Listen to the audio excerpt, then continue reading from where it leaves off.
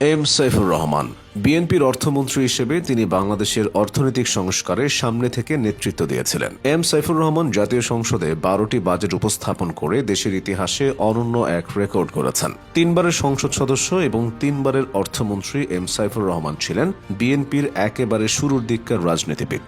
দলের উপর তার ব্যাপক প্রভাব ছিল, ফলে অনেক সিদ্ধান্ত গ্রহণের স্বাধীনতাও তিনি পেয়েছিলেন। দেশের খুব কম অর্থমন্ত্রী এম সাইফুর রহমানের মতো স্বাধীনতা পেয়েছেন। দেশ বরেণ্য এই রাজনীতিবিদ সম্পর্কে বিস্তারিত জেনে নেওয়া যাক। এম সাইফুর রহমান 1932 সালের 6 অক্টোবর মৌলভীবাজারের বাহার মর্তনে জন্মগ্রহণ করেন। তিনি মৌলভীবাজার সরকারি হাই স্কুল থেকে ম্যাট্রিকুলেশন এবং সিলেট মুরারিচাঁদ কলেজ থেকে আইএ পাশ করেন। এরপর ঢাকা বিশ্ববিদ্যালয়ে ভর্তি হন। ঢাকা বিশ্ববিদ্যালয়ের ছাত্র থাকা অবস্থায় সাইফুর রহমান ছাত্র রাজনীতিতে যোগ দেন এবং শেরে বাংলা মুসলিম হলের ভিপি নির্বাচিত হন।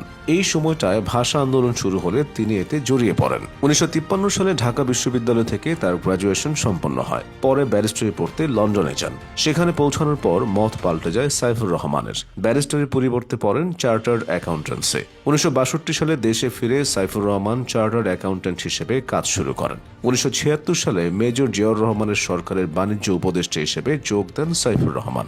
এরপর 1978 সালের সেপ্টেম্বরে বাংলাদেশ জাতীয়তাবাদী দল তথা বিএনপির প্রতিষ্ঠা হয়। ওই সময়টায় দলটির প্রতিষ্ঠাতা জিয়াউর রহমানের ডাকে সাড়া দিয়ে দল গঠনে অংশ নিয়েছিলেন এম সাইফুর রহমান। সাইফুর রহমান বিএনপিকে সুসংগঠিত এবং শক্তিশালী করার ক্ষেত্রে বেশ ভূমিকা রেখেছিলেন। তিনি মৌলভীবাজার এবং সিলেট থেকে একাধিকবার সংসদ সদস্য নির্বাচিত হয়েছেন। 1979 সালে মৌলভীবাজার 3 আসন থেকে তিনি প্রথম সংসদ সদস্য নির্বাচিত হন। এরপর 1996 সালের 6ষ্ঠ ও 7ম জাতীয় সংসদ নির্বাচনে মৌলভীবাজার 3 আসন এবং 2001 সালের 8ম জাতীয়